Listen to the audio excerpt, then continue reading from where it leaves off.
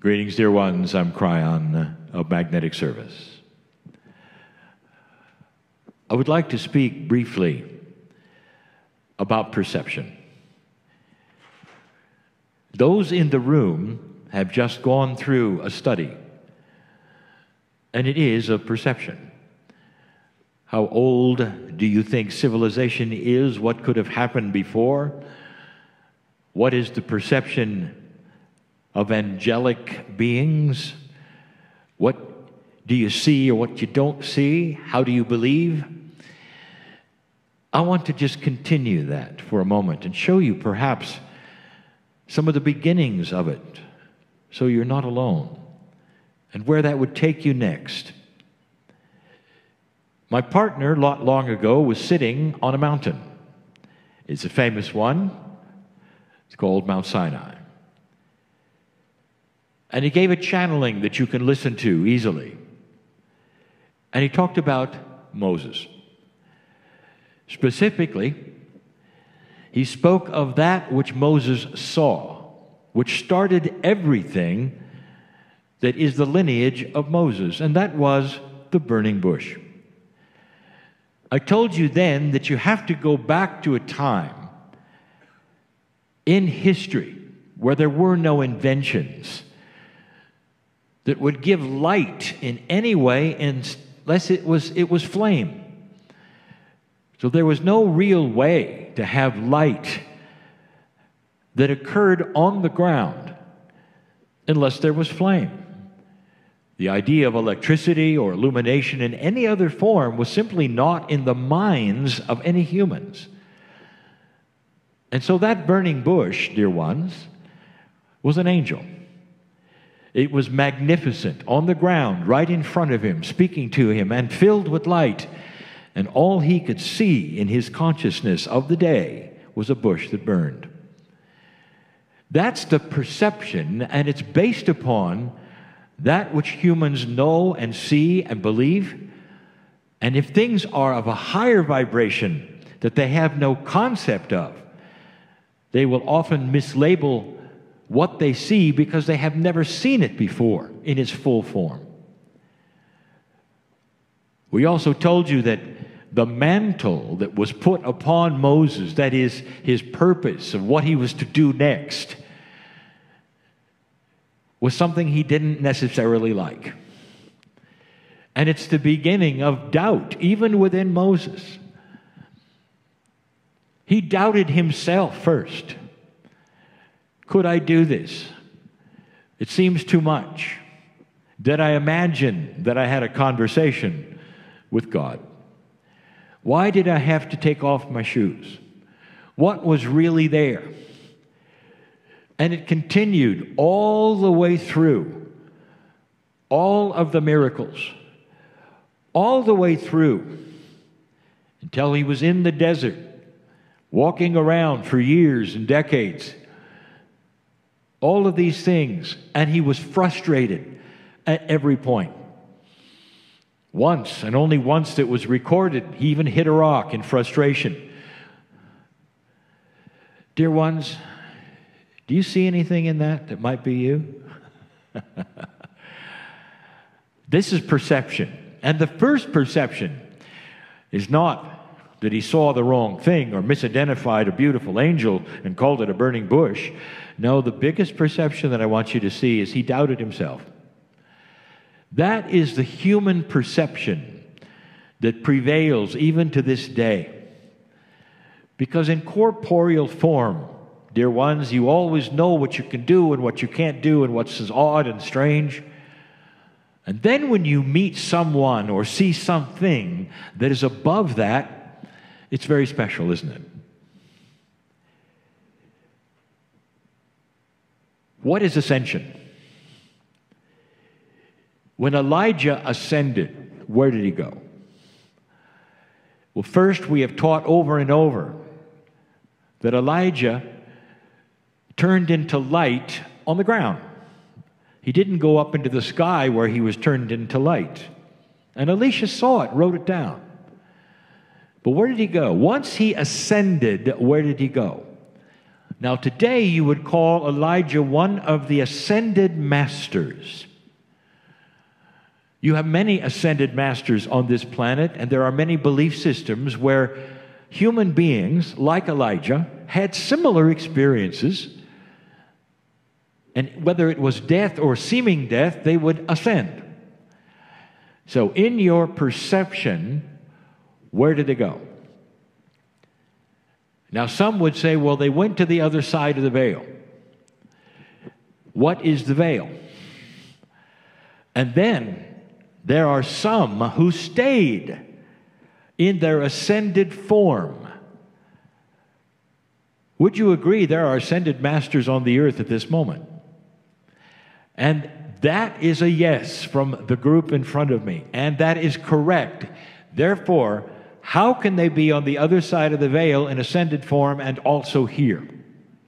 Do you see where this might be going? Your perception of the reality of what is special, what is real, what is not, how it looks, is completely and totally dependent on what you've been told. The other side of the veil can be so many things to so many people. In its basic form, the veil represents things you don't understand. In most cases, these things are spiritual. But the veil moves depending upon who you talk to and what they've experienced. If you talk to, for instance, someone who regularly traverses between the worlds, where is the veil? How permanent is it? And truly, what does it represent? So we bring this all to you to show you several things. But one of them, in this place, that is the most significant, is what do you believe is happening in the mountain? You're at Shasta. Now there are those who will say, well, I know and feel and believe in my heart of hearts that there are those in the mountain that exist that you cannot see because they're in a non-corporeal form. Question, are they ascended?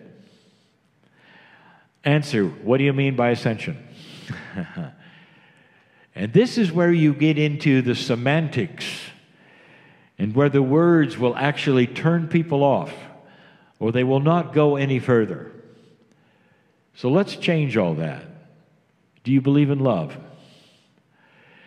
Can love go between that which you have here and the veil? And the answer is absolutely.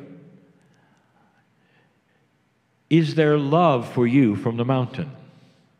Absolutely.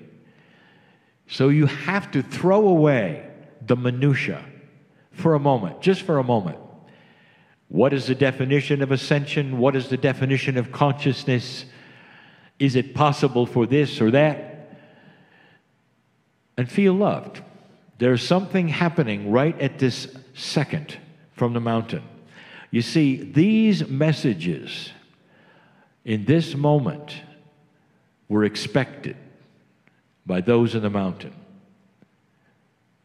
Telos has been waiting for you for a time after 2012 to open this time capsule, to start to reveal those things which they hold as Pleiadians, as parents of humanity, as loving creatures, if you want to even use the word creature. If they were able to and wanted to, this moment appear to you, let me give you a little bit of a hint of what it might look like. First of all, a ball of multidimensional, colorful energy that's going to come through the wall and reside on the ground. And some of you would call it a burning bush. Have you got that part? And if there were messages for you, you would not hear them in the air, you'd hear them in your mind. like the burning bush. Does that mean anything to you? They may say this is sacred ground because we are sacred, and they may even ask you to take off your shoes. Does that sound familiar? And they would pour love at you. And any human being who could then sit and understand what was going on with free choice would be changed. They don't do that. And the reason is because it would influence your free choice. Because someone off the street who doesn't believe what you believe could see that, and suddenly they'd fall on their face in fear and their life would change. And that's not the plan. The plan is free choice. And the most that they are allowed to do under these rules is to appear and disappear in the corner of your eye, perhaps, and to love you so much you can't deny it. To love you so much you can't deny it. Imagine waiting all that time for 2012 to arrive, watching the planet just barely start to react to new energy, but immediately old souls are starting to remember. There is a plan. We've got something to do. And there are those we want to meet, and we don't understand where they are, but they feel like loving parents. Welcome to the shadow of the mountain.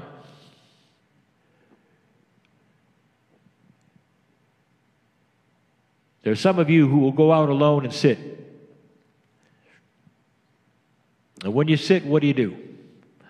You admire the mountain. You talk to the Pleiadians. How many of you said, I invite you in? To the degree that is correct. Mother, father, parent, that's the energy of the mountain to you. Not odd, not strange, not a multidimensional portion of the galaxy that you don't understand that somehow resides in the mountain. It's your parents that gave you 23 chromosomes. And time doesn't matter.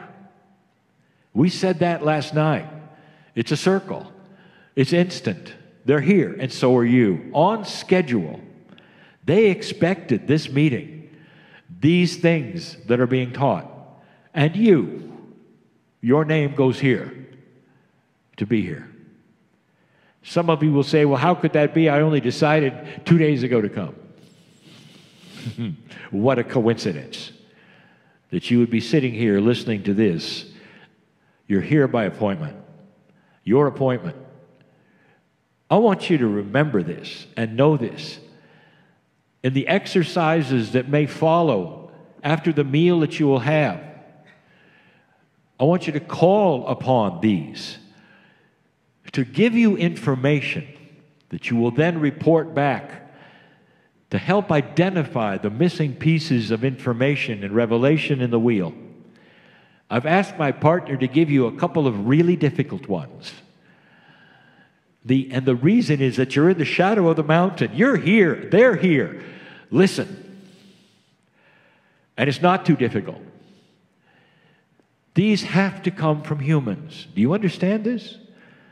God does not then hand you things that you use. The tools are there. This is one of them. You're here. And you are an old soul. These must be developed by humans who remember the teachings from the stars. That is why you sit in the chair, dear ones. We could reminisce. And we could tell you that the Pleiadians, although they have high consciousness, they don't think a lot differently than you do. Not really. They want the same things in their reality that you do. Through eons of time, their planets developed peace. This is why they look at you and they say, the shift has started just like it started for us. And they will look at their own history in corporeal form and remember what that meant. They'll also remember how long it took. And they will look at you like parents and say, be patient, because this is the beginning. But the seeds that were parents will also then bring out the teaching and say, even though it's the beginning, you've got to have the books. You've got to have the wheel. It's a return to the original source information that has always been precious and real and beautiful. Is it possible that Moses got a message from the stars at the right time in the right place to start something happening that would then impact on today and the structure of countries, politics? And I will say yes. Everything is timed appropriately for puzzle solution. There are those on this planet who will say everything has been planned for being a victim. And they will tell you about the history. And they will say, see, it all goes to dark energy, and that seems to be the plan. And that's why God is not real. And I'm going to tell you something right now. That's free choice, dear ones. You are looking at what you decide. And you've seen where it has taken you. And you've seen what is possible with those who would think darkly and take others with them and create massive death on the planet. That's humans with humans, and that's all it takes. I've said this before. It does not take an evil entity with a tail and horns to create the darkness you have seen on this planet. That's human nature. That's what you have done. That's free choice. And now things are shifting. And that free choice is starting to move the other way, because now there's revelation. Revelation that's so easy to see. Light is so easy to see when it's revealed in these ways. Consciousness starts to change, and you don't allow things you used to allow. Now, that is a lighter consciousness. Do you see that? And the reason I bring that up is because that's exactly what your star seeds saw on their planet. It has the same attributes of conscious evolution. And it only seems to start after certain things. The prophecy of the shift. It's real. Did the Pleiadians have a shift? Yes. They had a time limit for their civilization, just like you did. Yours was the precession of the equinox in the second phase. In other words, you had two of them. They did too.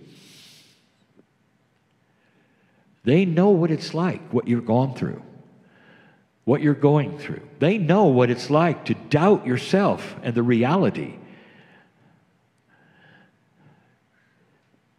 How much of them will you allow in you today? With free choice, when you look at the mountain, you might even raise your hands and say, give me all of it. Don't minutize it. Now, here's why I'm here. I got a problem with this. Can you help me with this? And the answer is no. That's not what they're here for. They're here to fill you up with so much wisdom and knowledge that you already know that all of those problems you will bring, you're going to solve yourself. That's enlightenment. That's why they're here. This is an age of change. These nodes around the world have similar attributes, but this one is the one you're next to. Take advantage of it. Some of you are going to stay in this area. Some of you are leaving. I'll tell you something I'm going to tell you even later tonight. Leaving is a linear idea. Think about it. And so it is.